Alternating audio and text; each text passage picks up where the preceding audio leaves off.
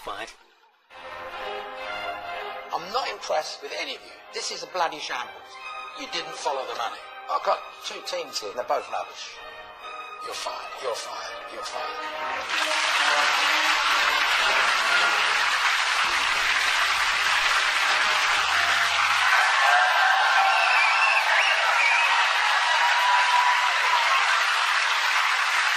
Good evening and welcome to The Apprentice, You're Fired. I'm Rhod Gilbert. Yes, it's back. The Apprentice 2017. Well, you know the deal by now. Another 18 hopeful candidates have 12 weeks to impress our very own Lord Sugar. They're competing for that whopping £250,000 investment. And along the way, egos will be bruised, bad business decisions will be battered. And tonight, at least, meat will be beaten. Now, it's only week 1, but Jeff already seems a little bit confused. I'll do anything it takes. I'm going to throw people under the bus. I'm going to throw people over the bus. I'm going to get on the bus.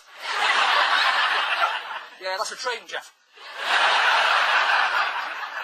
In the first Apprentice news of the series.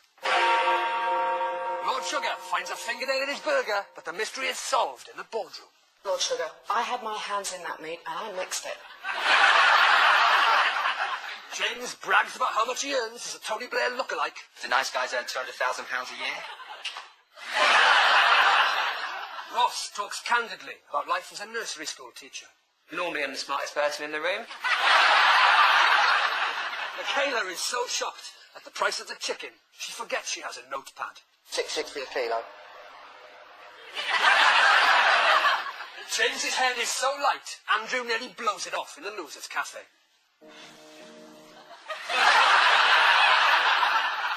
And Claude falls in the midsole.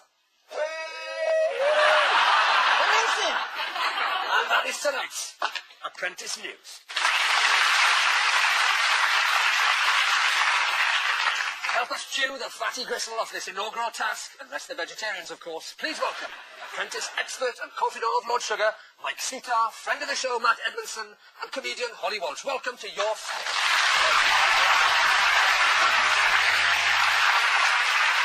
So, after touting their meat on the streets, Lord Sugar flipped poor Danny right out of the process. Danny, this was a disaster, and I don't think you managed the team well. Danny, it is with regret that you're fired. Volunteer.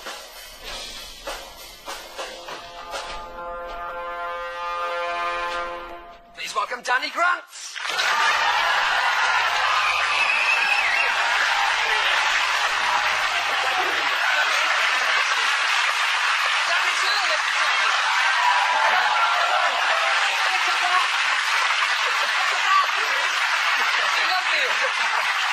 They barely know you. They love you. Imagine if you'd been there 2 weeks. I honestly thought you would. I'd have put my house on it. I was sure. No, I didn't put my house on it. I was sure you were going to go for it. Really, I was. I was really hopeful. I really wanted to. And I wanted to do all the tasks. I wanted to showcase my or at least skills. 2. Or at least 2. Matt, PM, it's not the first time we've seen them get the chop in week 1. No, it's almost like it happens every single series. I think if you are going to be on The Apprentice, then do not be project manager week 1. It's a terrible, terrible thing to happen. It's suicide, isn't it? Exactly. So you're going to be a hero, or you know... Or you're going to be a Danny. Exactly. Yeah. It's not good. Danny, this room is very warm for you. But the thing about Danny is I like your energy, and I'm sad that the show isn't going to have that, because whilst your strategy was bad, your high-fiving was excellent. It was good. I practiced it. It was really good. You have the vibe of a man organising a stag do for the I wouldn't be trusted organising a stag do. We put him in Cologne. Selling burgers, terrible. Selling banter, brilliant. I researched it for the nerds out there. Holly, you're quite nerdy. I'm quite nerdy. You're quite nerdy. In the last 13 series, I think 7 project managers have gone. In week 1, that's more than 50%. There's 2 teams, you've got 50% chance anyway, so that's 50% plus 50%. 100... Dan, it was always going to go. Does that work? My maths all right? Yeah, you nailed it. Yeah. Have you been learning maths from Charles? Mike, what do you do? If you put yourself up in week 1, you could be in trouble. It's a massively high-risk thing to do, but what surprised me was you were so willing. I thought it showed real guts, real courage to go up there. Frankly, if it had been me, I would have liked to have given you immunity in the first week, but unfortunately... You should have had a word in Lord Sugar's ear. Yeah, why didn't you, Mike? I'm not that But listen, I've got to take my hat off to you for putting yourself forward. I far more respect somebody who put themselves in the firing line, even if it does end up with them. It's got him chucked out. It's brave, it's bold. It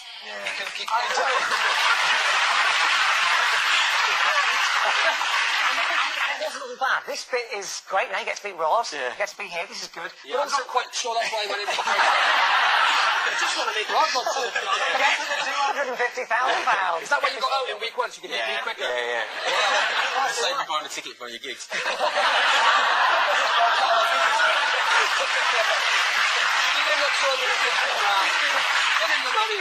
So Sarah led team graphene layers of strong, whatever it is, whatever they're called, she led them to victory. And in the boardroom, it was Danny and Team Vitality that were left sucking on the bones of defeat. So let's see where it all went wrong. Gentlemen, decide who should be your project manager. Danny. Yes. That's it. That's all it was, mate. That's all you did. You just shouldn't have put your hand up there. It was Gus. I'm only joking, of course. Let's see where it all really went wrong. The sub-team, I'm going to have Charles leading it. That was it. What are you thinking? That's why. I'm only joking. Of course. Let's really, really, really see where it all really went wrong. Really. We go to the kitchen. I mean, it was pretty chaotic. Get a move on! The market location is now available. We can start selling. We don't need everyone... Jesus Christ! Eggs and patties! We're just going down there and sell air, are we? There's just too many people talking. And no matter how many times you say them, they just won't shut up. The boys have arrived late, and the market is quiet. We're only here for today. It's a one-day deal, guys. Why are you calling me back husky? Let me speak, because you've not made any decisions. Danny, you've made no decisions. But Danny wasn't really strong enough, but he certainly wasn't somebody who led. You cannot call those products organic in Turkey. Let's get the results. A loss of £114. So not the Burger King, more like Mr. Wimpy. Mr. Wimpy. First of all, let's talk about the decision to make Charles the sub-team leader. Looking back on that, was that a... Bad decision, Okay, terrible decision. Answers the question. Yeah. I should have had him in the corner, sticking the labels on without speaking to no one, facing the other direction, and then he would have been alright. Facing the wall, in the corner, just doing the labels. In the taxi, you said with his personality that you didn't think he was long for this process, perhaps? Well, I can't see anyone investing £250,000 into someone who can't get along with other people. It doesn't appear that way in the process. It's like everything's based on that process. So if you rub people up the wrong way in every task... I feel like you rubbed each other up the wrong way? Yeah, I think there was just a clash in personalities, like, in quite a big way, to be honest. I think, like, it shows, as soon as I left, he was like, right, forget what he said, this is what we're doing. Like, he could have said that to me before I left, quite easily, but he didn't. How did you see that, like, their relationship?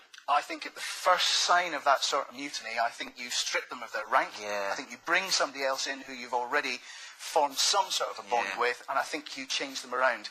I think the real problem within the task was not having control of all the moving pieces and not being emphatic enough when you needed people to be either, doing the labels properly or getting to Brixton or cooking the burgers. That would have been a good thing to do.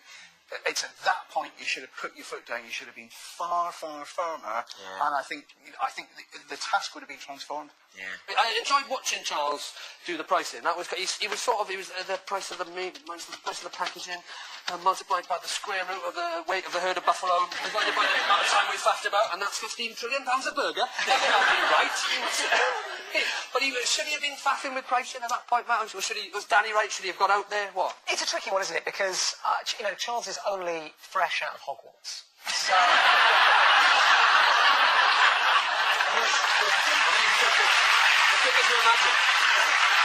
He's not used to muggle money. Sticking on Charles for a second, help me out, Holly. Yep. Elliot said in the boardroom that Danny refused to give any orders, and he also said that Charles refused to take any orders. It's like a riddle. It's as deep as it gets on the It Apprentice. is pretty deep. Well, Charles didn't exactly impress this week, but here's something he did make a huge success of, starring in the first instalment of a new You're Fired item. Listen, Is it possible just to have a breakdown of the girls? What do they sell? Hot versus... There's nothing to do with you. Sorry. I think a lot more than you anyway. He got so badly shot down with that. This was a lunchtime food task. Looking back, do you think missing lunchtime was a mistake? Yeah. With the hindsight now, yeah, because it was all good having a high-profit burger, but no one's going to buy any. No. It's just a loss, isn't it? Yeah. Mike, lunchtime, or is it a myth? I'm really hoping that lunch hasn't turned into a myth, because that's just going to confuse me massively. They sold more burgers at a Morrissey gig, come on, wouldn't they? They'd have made more money if they'd done nothing.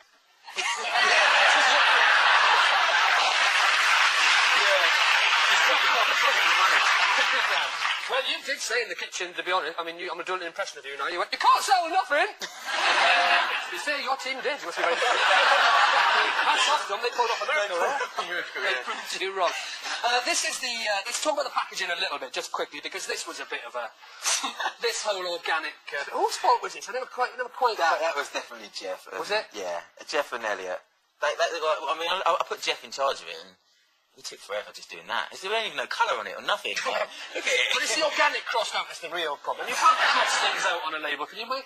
No, I think you'll find there are laws against it. Either telling lies on food labels or indeed just crossing things out. It's no way to build a brand with credibility with consumers, I think you'll find. And you kind of alert people to something. If there's something crossed out, people are going to want to know. It's like, you might as well try and sell a lasagna with the word horse crossed out before it.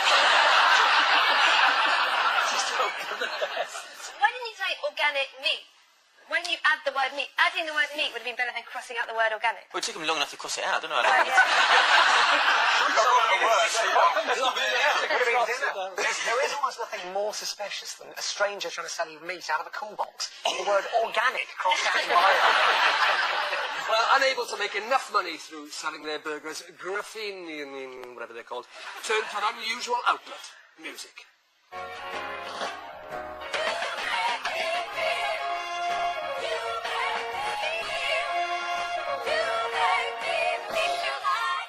Natural chicken from Holland.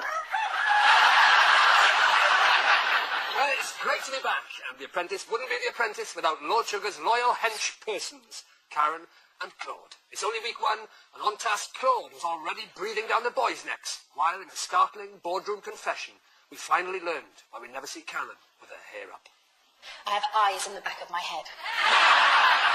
It was the eyes in the front of Karen's head that had Siobhan desperately digging herself out of one of the biggest holes in Apprentice history. Our customers in Canary Wharf are going to be male-dominated, so it's something to take into consideration when you choose who you want to be selling the burgers to. It's going to be attractive to him as well to want to buy it. What do you mean about attractive? We have to think, they have to be good at selling, and they also have to be good because they have to be good to sell to men, if you see what I'm saying as well. No, I don't know what you're saying. What are you saying?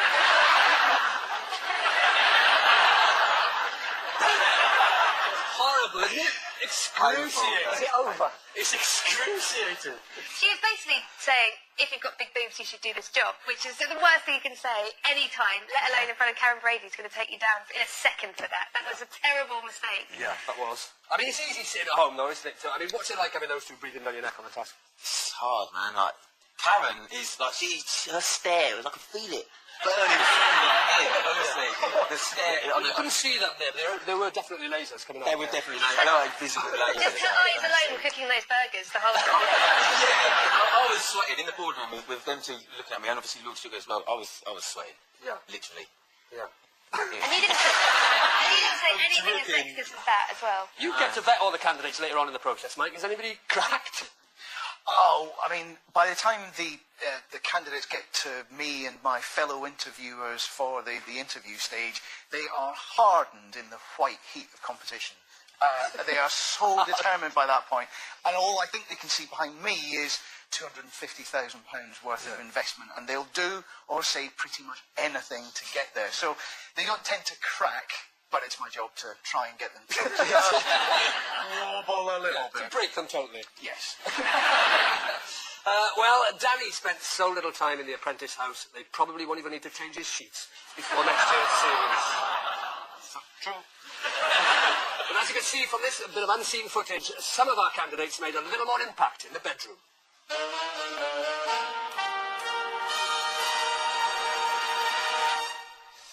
Oh, yes.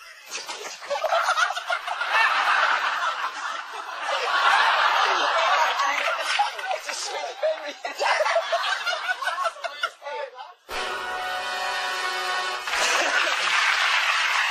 What's it like, you know? Tell us a bit about the house. I mean, bunk beds, it's like a school trip in there. It must be awful. On screen, obviously, everyone's got their daggers out, but they're actually really, really nice. So you got on back in the house? Yeah, I think, well, as far as I see, everyone got on all right. Apart from James and Andrew, got fake tan all over the white towels. So we all got our towels confiscated at one point and swapped for black ones.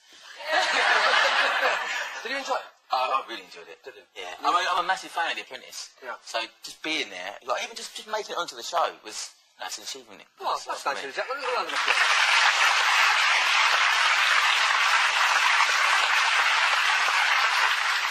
Obviously, Danny knows all of this year's gang, but for the rest of us, there are still 17 unfamiliar faces to get to know. As always, Matt spent some time with the newbies, so I don't have to. What have you learnt? I've learned that this year we have possibly the greatest series of candidates that have ever been on the Apprentice. Honestly, really? I genuinely Truly? think so. I don't know where we're finding these incredible business people and some of the people that aren't incredible business people. Listen, It was a joke, I had to take it. Danny, you were one of the best people actually in that audition tape. Obviously, you've got to come through, you've got to show off. In your one, you performed a full rendition of the opening titles to the Fresh Prince of Bel-Air theme tune. And if that isn't something to give you £250,000 for, I don't know what it is. Well, to see what Matt's been up to, here's a clip from Meet the Candidates. The first thing I notice when I first meet someone is usually the clothes. That's weird, because people usually say my eyes. So, Harrison, what can you tell me about yourself? I am quite opinionative. Opinionative. Hang on a second. Opinionative. Doesn't seem to be in here. Have you seen it written down somewhere? I've got it on a whiteboard in my room, so when I wake up, I see it. Yeah, I'm not sure that counts. Let me just double check. Opinionative is not a word. So, Andrew, before we begin, any concerns about the process? Lord Sugar would not like my earrings because Lord Sugar's a very traditional person. To be honest, he's more open-minded than you have been this job for years. You can see Matt's full Meet the Candidates film on BBC iPlayer. Now, let's talk about some of the other candidates. Harrison. Got on really well. A strong character. We got on well. It seemed like he was my kind of guy. If I was ever to go into business with anyone or have someone work for me, he would be the type of guy that I would. Yeah, I'd like to He seemed like a strong character. Yeah. Got you to flip in the boardroom. If only, when you put your hand up to be project manager, Harrison had gone, don't do that. Were you impressed with Holly? Did you... I was impressed by how he took himself out of certain danger by just telling you that you absolutely weren't going to take him into the report. And I think he knew that I didn't want to.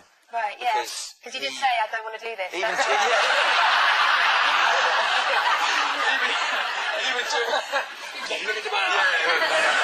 pinching me under the table. You went in and you were like, these two people, and he went, not me. You went, okay, fine. I'll work with someone else. I'll bring in a barrister who definitely won't be able to argue their point once we get into the room. He was such a barrister. He was a brilliant barrister. He fought hard, Elliot. He took you down. He You would did, have he gone to took me prison down. for life for that.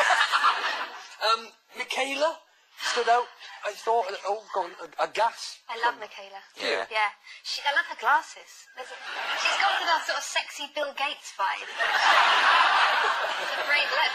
She fascinates me. I think she's going to be one of the ones to watch on the show. Yeah, I agree. Because I think that you underestimate her. Because of her unique look and because of the way she talks, I think you maybe think, I don't know what's going on. You think, I recognise you from the board game Guess Who? But I don't quite know what she's going to do, and I have a suspicion that she's going to be incredibly strong. And she did some good business in there. She was the only one really thinking about the numbers. Yeah. Someone's going in at £4, she's saying, no, what about £3.60? And at that point, the guy didn't have to give her that deal, but he did. Even when she did that great deal, she didn't boast about it. She didn't do what Charles did when he got back into the boardroom and said, well, I mean, I secured that deal. So I think she's really savvy. I think she's really confident. I think she's one of 3 or 4 of the girls' team who look really strong to me. Well, Danny and Charles were certainly the odd couple on Team Vitality, but over on Team Graphene, there was way more coupley oddness going on amongst the girls. You can't always get along in business with ease. Sometimes people are just chalk and cheese. Oh yeah, they're chalk and cheese. At prefer to do it on my own, because Elizabeth's baffled quite a lot the whole task. What is faffling? You just said Elizabeth's been faffing. It's just not helpful. We're getting there now, aren't we, Sinead? Do you want the... It's not Sinead, it's Siobhan, yeah? You don't remember it? Don't say it. You're around in the kitchen, talking rubbish half the time. Don't touch that. Don't touch it, please, isn't it, yeah? Chicken cheese.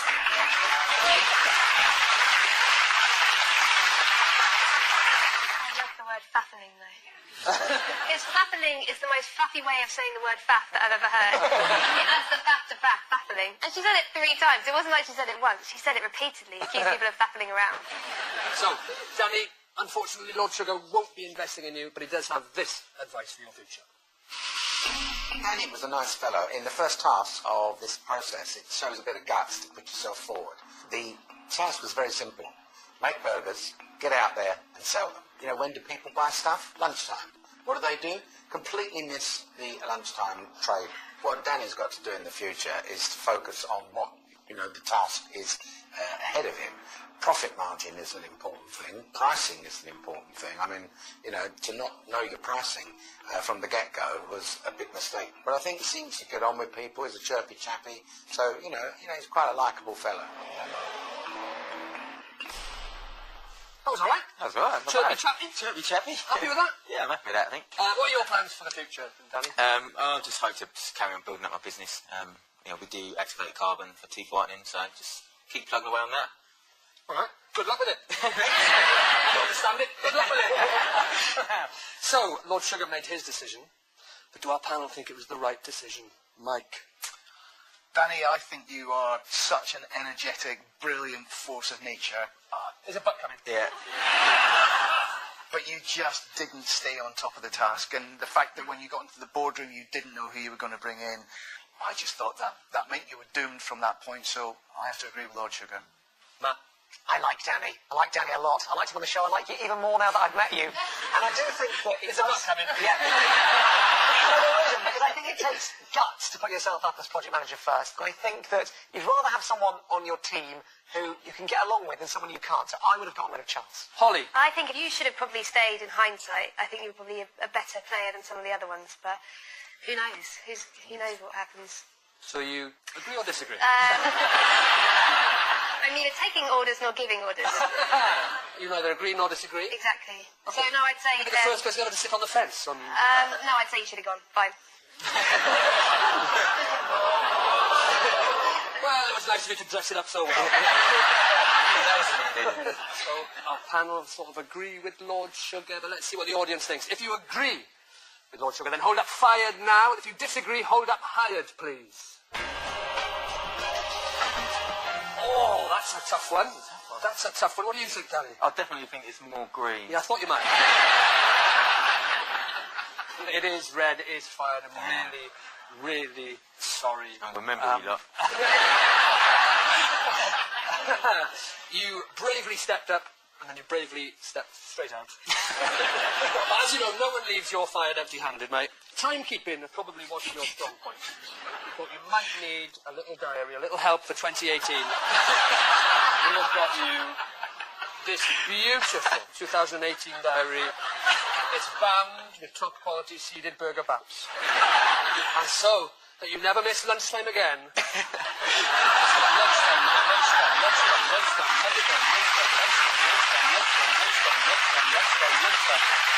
Never miss lunchtime again, Danny. That beautiful burger bone diary. That is yours to keep. Thank you very much. Well, I mean, the use by date is tomorrow on those buns, but enjoy it for the next 24 hours. Danny, thanks for coming on the show. You've been a great sport, hasn't he, ladies and gentlemen? A great sport.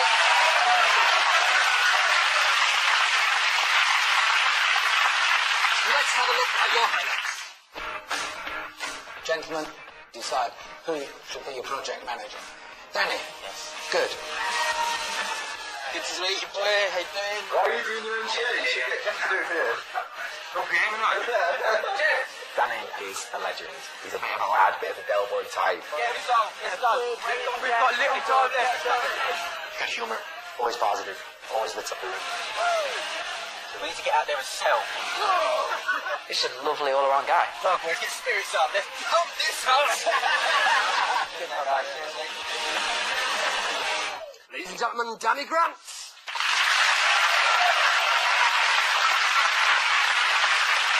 And also, please find tonight's Apprentice fans and guests, Mike Suter, Matt Edmondson and Holly Walsh.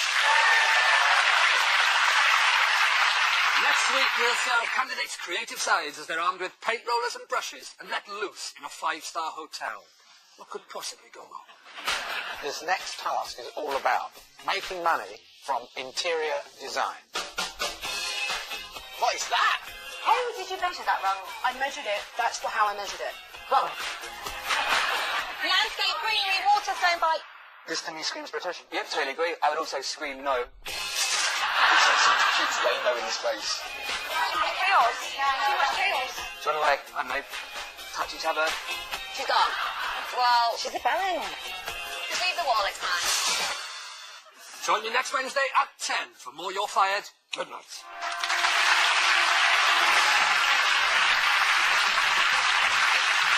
Keeping it real in a BBC iPlayer exclusive. The Apprentice on subtitles available now.